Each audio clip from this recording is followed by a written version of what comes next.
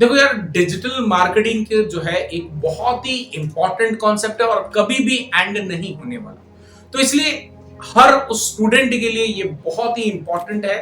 हर उस प्रोफेशनल के लिए बहुत ही इंपॉर्टेंट है जो इस प्रोफेशन में आना चाह रहे हैं डिजिटल मार्केटिंग की लाइन के अंदर। तो आपके लिए जानना ये इंपॉर्टेंट है कि आप जो भी डिजिटल मार्केटिंग कोर्स कर रहे हैं उसका रोड मैप कैसा होना चाहिए, क्या क्या चीजें आपको उसमें सीखनी चाहिए और कौन कौन सा स्टेप जो है आपको फॉलो करने चाहिए, सो दैट कि आपको proper step by step digital marketing जो है वो सीखने को मिल सके। तो चलिए इस वीडियो को एंड तक देखते हैं और जानते हैं कि क्या वो स्टेप्स हैं जो एक डिजिटल मार्केटिंग कोर्स के अंदर फॉलो किए जाने चाहिए। तो पहला जो आता है वो आता है आपका फंडामेंटल्स, यानी कि आपको अगर नए हो डिजिटल मार्केटिंग के अंदर तो ये जानना बहुत इंपॉर्टेंट होता है डिजिटल मार्केटिंग क्या है और किस तरीके से इसके अंदर काम किए जाते हैं और कौन कौन से डिफरेंट डिफरेंट डोमेन्स वगैरह होते हैं। सेकंड इसमें आता है आपका डोमेन एंड होस्टिंग के बारे में नॉलेज, क्योंकि जितना भी आप यहाँ पे मल्टीपल काफी सारे डोमेन्स हैं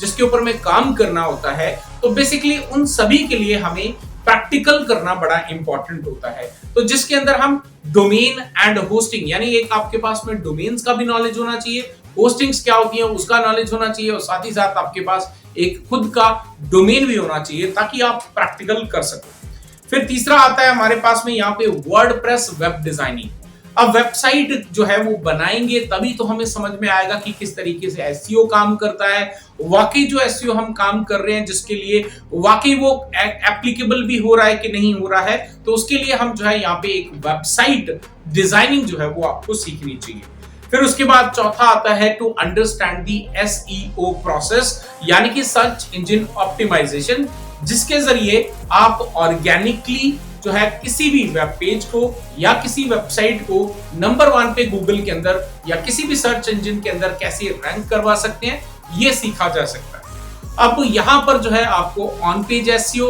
ऑफ पेज एसईओ और साथ में टेक्निकल एसईओ जो है ये तीनों ही सीखना बड़े इंपॉर्टेंट है और उनको सिर्फ सीखने की नहीं, उनको प्रैक्टिकल करके देखने की भी जरूरत होती है। 5वां नंबर स्टेप होता है to understand the design and concept of a landing page. एक लैंडिंग पेज जो है बहुत ही इंपॉर्टेंट होता है, स्पेशली जब हम लीड्स जनरेट कर रहे होते हैं। तो वहां पर जो है लीड्स कैसे जनरेट होंगी और कैसे कन्वर्जन रेशियो जो है हमारा वो इंक्रीज हो सकता है, उसके लिए आपको ये बहुत ही इंपॉर्टेंट होता है जानना the concept of landing page designing और उनका जो आपका लेआउट्स वगैरह हैं कैसे क्या होने चाहिए। 6 नंबर पे आता है ऑर्गेनिकली भी डेफिनेटली आप लीड्स जनरेट कर सकते हो, लेकिन किसी भी चीज का प्रमोशन अगर हम फास्ट इफेक्टिवली करना चाहते हैं तो उसके लिए हमारे पास एक ही जरिया होता है जिसको हम कहते हैं पेड। तो पेड एड्स के अंदर हम यहाँ पे गूगल की एड्स आपको सीखनी चाहिए, जिसके अंदर जो है आपके डिफरेंट डिफरेंट टाइप की एड्स हैं, लाइक डिस्प्ले एड्स होती हैं, वीडियो एड्स होती हैं, सर्च एड्स वगैरह वगैरह। तो ये सब जो चीजें हैं वो आपको अच्छे से समझनी चाहिए। अब यहाँ पे सिर्फ एक कैंपेन क्रिएट नहीं करना होता, कैंपेन कोई भी रन करने से पहले, क्रिएट करने से पहले there are lot of things जो हमें उससे पहले जो है अपने गूगल जो भी एड्स अकाउंट है उसके अंदर उस चीज को सेटअप करना होता है, वो भी जो है आपके लिए जानना साथ ही साथ बड़ा इंपॉर्टेंट होता है। फिर आपका आता है इसी तरीके से फेसबुक एड्स, फिर आता है आपका इंस्टाग्राम एड्स। तो ये 3 ऐसे मेजर, इंडिया की बात करें तो ये 3 ऐसे मेजर प्लेटफॉर्म्स हैं जहां पर जो है एडवर्टाइजमेंट जो है वो इंडिया के अंदर मैक्सिमम की जाती है। बाकी ये डिपेंड करता है आप किस कंट्री में हैं। तो गूगल एड तो हर जगह पे एप्लीकेबल है, बाकी जो दूसरे प्लेटफॉर्म्स हैं वो आपकी कंट्री में कौन सा प्रेफरेंस है और किसको प्रेफरेंस दिया जा रहा है उसके अकॉर्डिंग जो है आप स्विच कर सकते हैं। फिर इसके बाद में आता है आपका ईमेल मार्केटिंग। ईमेल मार्केटिंग जो है बहुत लोगों को ये लगता है कि ये एक आउटडेटेड कॉन्सेप्ट हो गया है, लेकिन बिलीव मी, जब आप एक ईमेल मार्केटिंग को खुद प्रैक्टिकल करके देखेंगे then you will come to know कि ईमेल मार्केटिंग जो है वो बहुत ज्यादा इफेक्टिव है, काफी ज्यादा इफेक्टिव है और इसका जो कन्वर्जन रेशियो जो है, यानी कि जो भी आपका उस पे कॉल टू एक्शन है उस पे बहुत ज्यादा जो है आपको कन्वर्जन्स देखने को मिलते रहते हैं। देन उसके बाद में हम अंडरस्टैंड करेंगे गूगल टैग मैनेजर को आपको करना चाहिए। उसके बाद में आपको जो है गूगल एनालिटिक्स हो गया, क्योंकि गूगल एनालिटिक्स क्या हो गया कि अगर आपने वेबसाइट बनाई है या आपको अपने ऑडियंस जो है वो कहां से आ रहा है तो हमें नहीं पता चल पाता। तो उसके लिए हमें ये एक गूगल का एनालिटिक होता है जिसको समझना, इंटीग्रेट करना और उसके बाद में हमारा ऑडियंस किस जगह से आ रहा है और कहां पर हमारा किस चीज का, कौन सी सर्विस है या कौन सा प्रोडक्ट है जिसके ऊपर में ज्यादा से ज्यादा हमारा जो है वेबसाइट के ऊपर में रीच किया जा रहा है ट्रैफिक के द्वारा। सो बेसिकली ये सारे पैरामीटर्स जो है वो सिर्फ एक मॉनिटरिंग पॉइंट ऑफ व्यू से नहीं होते हैं,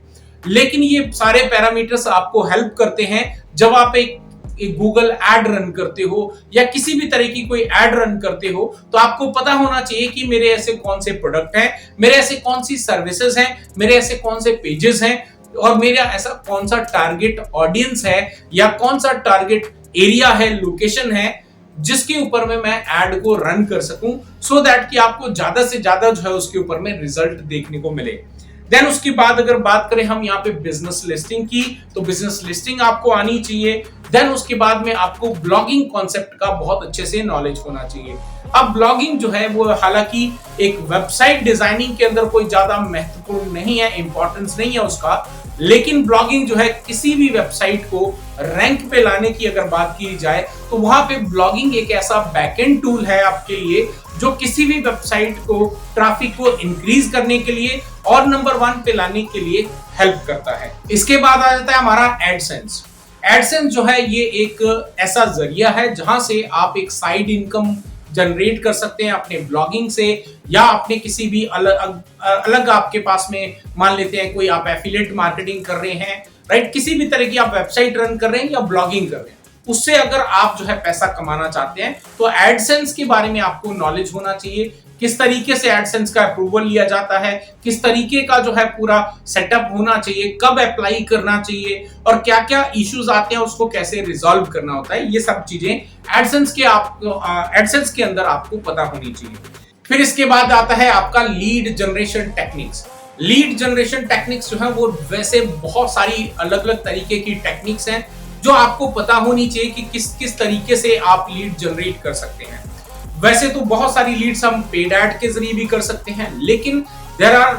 फ्री जो हम आपका अगर यूट्यूब चैनल है या आपके पास में कोई और मीडियम है, राइट, इन्फ्लुएंसर मार्केटिंग है, तो कई सारे तरीके हैं लीड्स को जनरेट करने के लिए। तो ऐसे में कौन कौन सी ऐसी टेक्निक्स हैं जो आपको लीड जनरेशन करने में हेल्प कर सकती हैं, ये जानना बड़ा एक डिजिटल मार्केटिंग के अंदर इंपॉर्टेंट है, क्योंकि अगर आप एक डिजिटल मार्केटर हो तो डेफिनेटली आपको लीड जनरेट करना आना चाहिए। फिर उसके बाद हम बात करें यहाँ पे client hunting on by using the Google map का इस्तेमाल करके आप कैसे क्लाइंट्स को जो है फाइंड आउट कर सकते हैं। आप चाहे किसी भी कैटेगरी में चले जाओ, गूगल मैप जो है आपको हेल्प कर सकता है अपने क्लाइंट्स तक पहुंचने के लिए। फिर आपका आता है यहाँ पे कंटेंट राइटिंग यानी कि हमेशा से कहा गया है कंटेंट इज द किंग। आज अगर हम देखें गूगल की बात, तो गूगल इतना सक्सेस है क्योंकि उसने कंटेंट के ऊपर में काम किया है। तो एक कंटेंट जो है वो बेसिकली किसी भी वेबसाइट को टॉप पे लाने के लिए जो है कंटेंट बड़ा ही मैटर करता है। और ऐसे में अगर आपको कंटेंट राइटिंग नहीं आती है तो डेफिनेटली आपके लिए बहुत सारे चैलेंजेस बढ़ सकते हैं। तो आपको कंटेंट राइटिंग किस तरीके से आपको करनी है और कहां कौन कौन से ऐसे टूल्स हैं जो आपको कंटेंट राइटिंग में जो है हेल्प कर सकते हैं, इनकी जानकारी होना बहुत ही इंपॉर्टेंट है। फाइनली एक और चीज बची है जिसको हम कहते हैं सोशल मीडिया मार्केटिंग।